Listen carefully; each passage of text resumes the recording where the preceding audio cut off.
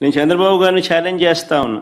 అయ్యా చంద్రబాబు గారు, మీ పరిపాలన మీద నీకు నమ్మకం ఉంటే, మీరు మంచి చేశారు ప్రజలకు అన్న విశ్వాసం మీలో ఉంటే, ప్రజలు మీకు ఓటు వేస్తారు అన్న నమ్మకం మీకుంటే, ప్రజాస్వామ్యబద్ధంగా సెంట్రల్ ఫోర్సెస్ ను దింపండి, ప్రజాస్వామ్యబద్ధంగా ఎన్నికలు జరిపించండి. నీకు ఆ నమ్మకం లేదు కాబట్టి, మీరు ప్రజలకు చేసిన మంచి ఏది లేదు కాబట్టి, సూపర్ 6 సూపర్ 7 అన్నింటా మీరు మోసమే చేశారు కాబట్టి, మీ పాలన అంతా కూడా రాక్షస పాలన కాబట్టి, ప్రజలు మీకు ఓట్లేసే పరిస్థితి లేదు కాబట్టి ఇంత విచ్చలవిడిగా ప్రజాస్వామ్యాన్ని కూని చేస్తా ఉన్నారు.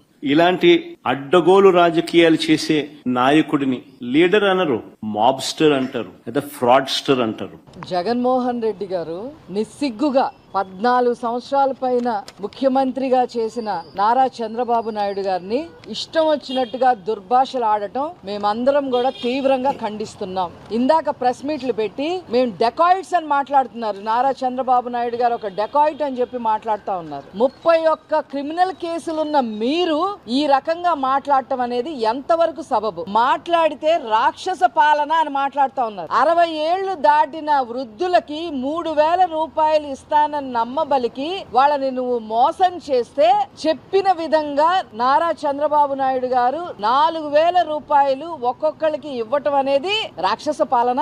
అదే విధంగా అమ్మఒడి ఇస్తానని చెప్పి ఒక్కళ్ళకి కూడా ఇవ్వకుండా చేసి కేవలం బటన్ నొక్కుతూ కాలక్షేపం చేస్తే, మీరు ఈ రోజు తల్లికి వందనం పేరుతో ఎంతమంది పిల్లలుంటే అంతమంది పిల్లలకి కూడా తల్లికి వందనం మరి 13,000 రూపాయలు చొప్పున దాదాపు 64 లక్షల మంది పైబడి వాళ్ళు లబ్ధి చేకూరిస్తే దాన్ని రాక్షస పాలన అంటారా? 3 రాజధానుల పేరిట రాజధానియే లేకుండా, దేశ చిత్రపటంలో రాజధానియే లేకుండా మీరు చేస్తే, ఈ రోజు సంపద సృష్టించే విధంగా అమరావతిని రాజధానిగా తీర్చిదిద్దుతుంటే నారా చంద్రబాబు నాయుడు గారు దాన్ని రాక్షస పాలన అంటారా? 71% పూర్తి చేసి పోలవరం ప్రాజెక్ట్ ని మీకు అప్పచెప్పితే దాన్ని మళ్లీ వెనక్కి తీసుకొచ్చి నా హీన చరిత్ర మీదైతే మళ్లీ దానిని గాడిలో పెట్టి ఈ రోజు ఇంకొక 1.5-2 సంవత్సరాల్లో పూర్తి చేసి ఉత్తరాంధ్రకి ఇండస్ట్రియల్ గా డెవలప్ అవడానికి కూడా నీళ్లు ఇచ్చేదానికి కాకుండా